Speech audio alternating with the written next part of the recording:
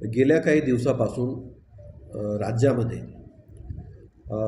रामगिरी महाराजांनी एक वक्तव्य केलं. त्याच्यावरून मुस्लिम समाज च्या भावना दुखावल्या गेल्या म्हणून ठिकठिकाणी मोर्चे सुरू झाले आणि रामगिरी महाराजांच्या समर्थनार्थ हिंदू समाजाचे देखील मोर्चे किंवा निवेदनं या भूमिकेमध्ये दोन्ही समाज आलेले आहेत.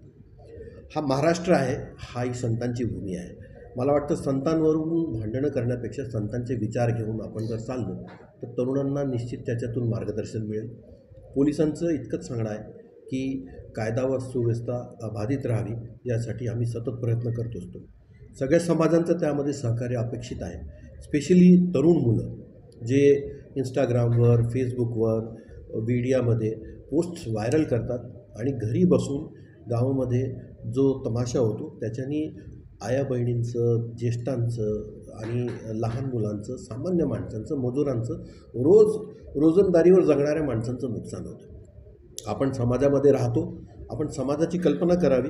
समाज आहे म्हणून आपण आहोत, म्हणून आपण त्या समाजाला आपल्याकडून कुठलाही त्रास होणार नाही अशा दृष्टीने वागावं. कुठलेही आक्षेपार्ह पोस्ट टाकू नयेत आणि बंद असेल, इंस्टाग्रामच्या पोस्ट असतील, मोर्चे असतील, या गोष्टींना बंदी आहे.